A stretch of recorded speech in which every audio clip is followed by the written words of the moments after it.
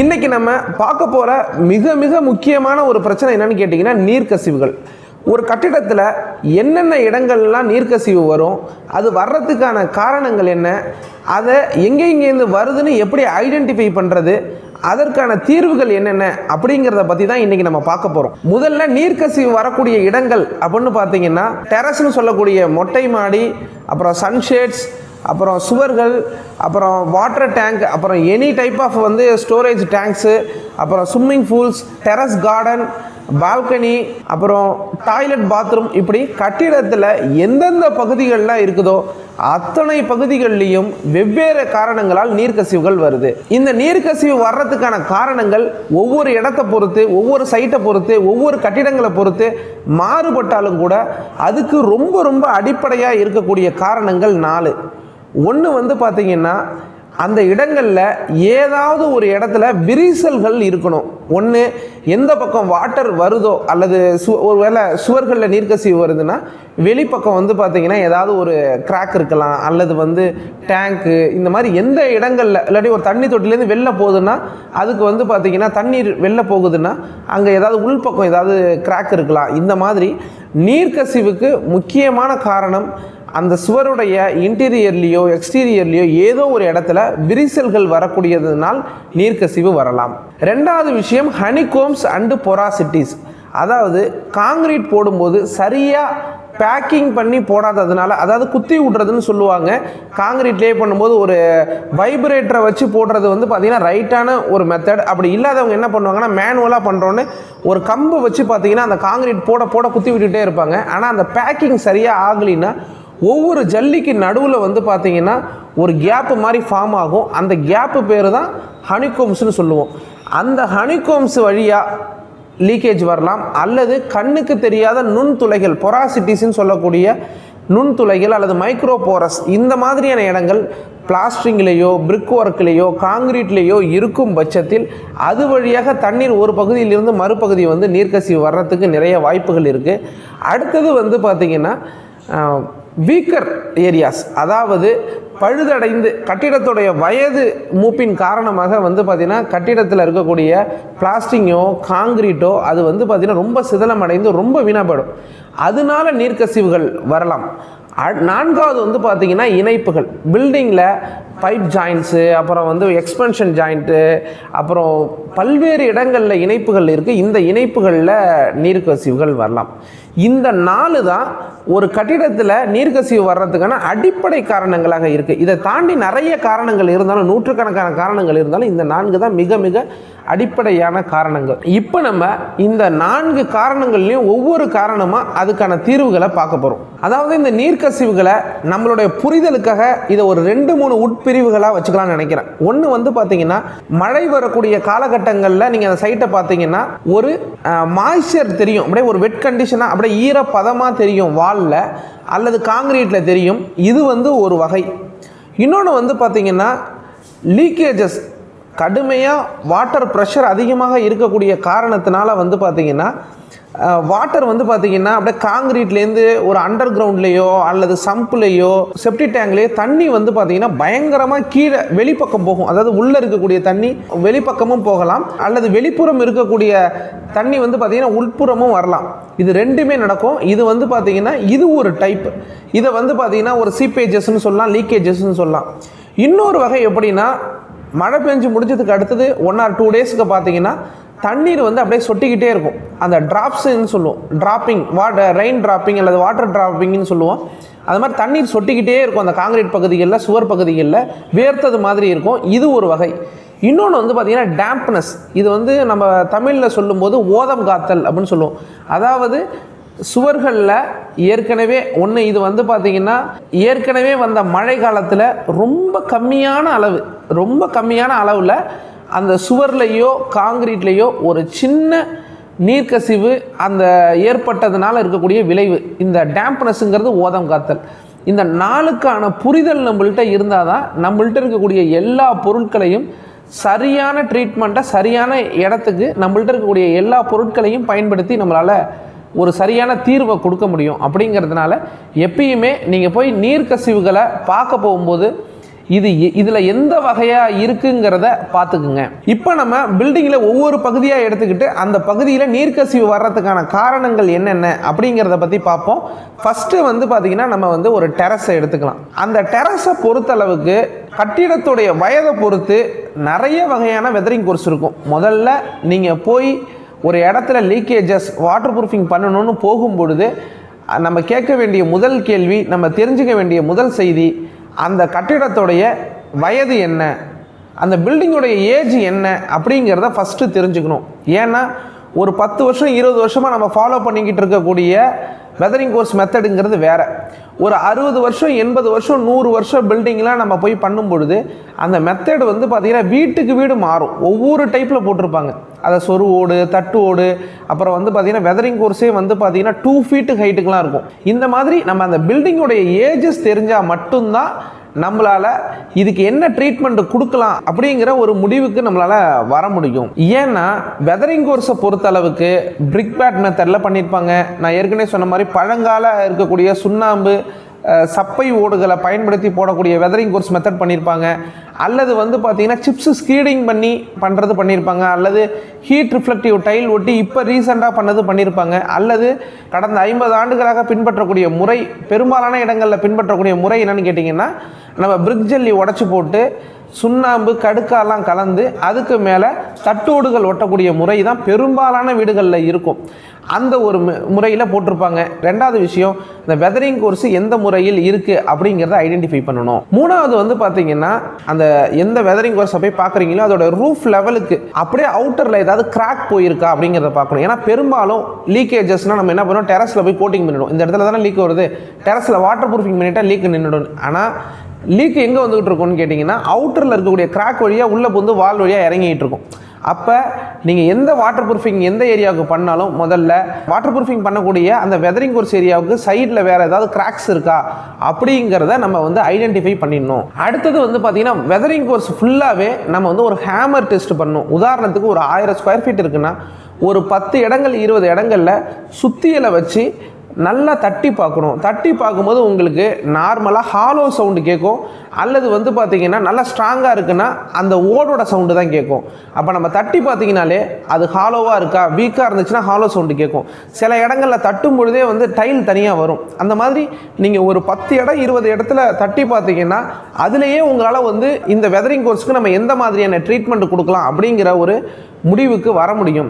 உதாரணத்துக்கு நீங்கள் தட்டி பார்க்கக்கூடிய இடங்களில் ஒரு 40% மேலே உங்களுக்கு வெதரிங் கோர்ஸ் நிறைய இடத்துல சவுண்டு கேட்குதுன்னா மேக்ஸிமம் நீங்கள் அந்த வெதரிங் கோர்ஸை கம்ப்ளீட்டாக உடச்சி எடுத்துகிட்டு புதுசாக வாட்டர் ப்ரூஃபிங் பண்ணி புது வெதரிங் கோர்ஸ் போடுறது ஒரு நல்ல தீர்வாக இருக்க முடியும்.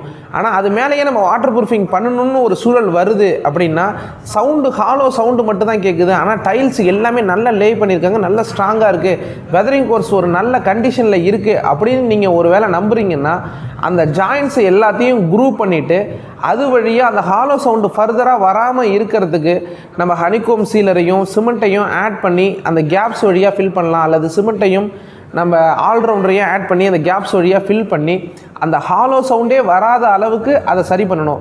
அல்லது ஏதோ ஒரு சில இடங்களில் மட்டும்தான் நமக்கு சவுண்டு அதிகமாக இருக்குது, மற்ற இடங்கள் எல்லாம் நல்லா இருக்குன்னா டைல்ஸ் எல்லாம் ரிமூவ் பண்ணிவிட்டு அந்த இடத்துல மட்டும் லே பண்ணிவிட்டு அதுக்கு அடுத்து நம்ம ஃபர்தராக கோட்டிங் கூட போகிறதுக்கு வாய்ப்புகள் இருக்குது. ஆனால் இந்த மாதிரி ஓட குறிப்பிட்ட இடத்துல ரிமூவ் பண்ணிவிட்டு திரும்பி ரீலே பண்ணும்போது கவனிக்க வேண்டிய விஷயம் என்னன்னு கேட்டிங்கன்னா, அந்த நீங்கள் புதுசாக போடக்கூடிய இடத்துல ஏதாவது ஒரு மேடாயிட்டால் கூட அந்த இடத்த சுற்றியோ அல்லது அந்த இடத்துக்கு நடுவுலையோ ஒன்று மேடாயிடுச்சுன்னா அந்த இடத்த சுற்றி தண்ணி நின்றுடும். அல்லது ஒரு பள்ளமாகிடுச்சுன்னா அந்த இடத்துல தண்ணி ஸ்டாக்னட் ஆகி நின்றுடும். அதனால் பழைய வெதரிங் கோர்ஸோடைய வாட்டத்துக்கு சரியாக இருக்கிறது மாதிரி தான் நம்ம ரிமூவ் பண்ணிவிட்டு திரும்பி டைல்ஸை ரீலே பண்ண வேண்டிய ஒரு தேவை இருக்குது. அடுத்தது பார்த்திங்கன்னா, இதே வெதரிங் கோர்ஸில் மற்றதெல்லாம் நல்லா இருக்குன்னா ஜாயின்ட்ஸ் ரீஃபில்லிங் ஆகிருக்கா, நிறைய இடங்களில் அந்த இணைப்புகள் வந்து பார்த்திங்கன்னா பெயர்ந்து வந்திருக்கும். அந்த மாதிரியான இணைப்புகளில் ரிட்டன் ஃபுல் பண்ண வேண்டிய ரொம்ப அவசியமான கடமை நமக்கு இருக்குது. அந்த மாதிரி இடங்களில் ஜாயின்ஸ் நிறையா போயிருக்கா அப்படிங்கிறத பார்க்க வேண்டிய தேவை இருக்குது. அடுத்தது வந்து நான் ஏற்கனவே சொன்னது மாதிரி இப்போ வந்து உதாரணத்துக்கு வேறு ஏதோ ஒரு மெத்தட் இருக்குது, கம்ப்ளீட்டாகவே வந்து ஒரு 100 வருஷம் வீடு 80 வருஷம் வீடு வெதரிங் கோர்ஸ் ரொம்ப மோசமாக இருக்குன்னா மேக்ஸிமம் உடச்சிட்டு கம்ப்ளீட்டாக ரிமூவ் பண்ணி எடுத்துகிட்டு வாட்டர் ப்ரூஃபிங் பண்ணிவிட்டு திரும்பி ரீலே பண்ணிவிடுங்க. அதில் ரொம்ப போய் ரிஸ்க் எடுக்க வேண்டிய தேவையில்லை. அடுத்தது வந்து பார்த்திங்கன்னா பைப்லைனுடைய பேக்கிங் சரியாக இருக்கா, அல்லது வந்து பார்த்திங்கன்னா ஒரு 1000 ஸ்கொயர் ஃபீட் இருக்கக்கூடிய அந்த வீட்டுக்கு எத்தனை அவுட்லெட் பைப் இருக்குது. சில பேர் வீட்டில் பார்த்திங்கன்னா 1000 ஸ்கொயர் ஃபீட் வீட்டுக்கு ஒரே ஒரு அவுட்லெட் தான் இருக்கும். அந்த மாதிரி இடங்களில் வந்து பார்த்திங்கன்னா ஒரு பக்கம் ஹைட் அதிகமாகிடும், ரொம்ப அதிகமாகிடும். அப்படி ஒருவேளை ஒரே ஒரு அவுட்லெட் தான் இருக்குது அப்படின்னா அந்த 2 அவுட்லெட்டாக மாற்ற முடியுமான்னு பாருங்கள். இல்லை ஒரு அவுட்லெட் தான் இருக்குது, வெதரிங் கோர்ஸை உடைக்கிற மாதிரி இருக்குன்னா உடைச்சிட்டு நீங்கள் போடும்போது அவுட்லெட்ஸை வந்து அதிகப்படுத்திடுங்க. உதாரணத்துக்கு வந்து பார்த்திங்கன்னா நீங்கள் வந்து ஒரு 300 ஸ்கொயர் ஃபீட்டுக்கு ஒரு அவுட்லெட்டுங்கிறது வந்து பார்த்திங்கன்னா ஒரு நல்ல கண்டிஷனில் இருக்கும். தண்ணி இந்த ஹைட் பாயிண்டில் படும் பொழுதே, ரிஜிட் பாயிண்டில் படும் பொழுதே ஸ்லோப் வழியாக தண்ணி உடனே அவுட்லெட் மூலயமா வெளில போயிடும். அதனால வந்து பார்த்திங்கன்னா தண்ணி ஸ்டாக்னட் ஆகிறதுக்கான வாய்ப்புகள் நீங்கள் கொடுக்க கீழே நீர்க்கசிவு வர்றதுக்கான வாய்ப்புகள் இருக்குது. ஸ்டாக்னட் ஆகிறதுக்கே நீங்கள் வாய்ப்பே கொடுக்கலன்னா ஈஸியாக உங்கள் 50% உங்கள் வாட்டர் ப்ரூஃபிங் ஒர்க்கு அதிலேயே சக்ஸஸ் ஆகிடும்.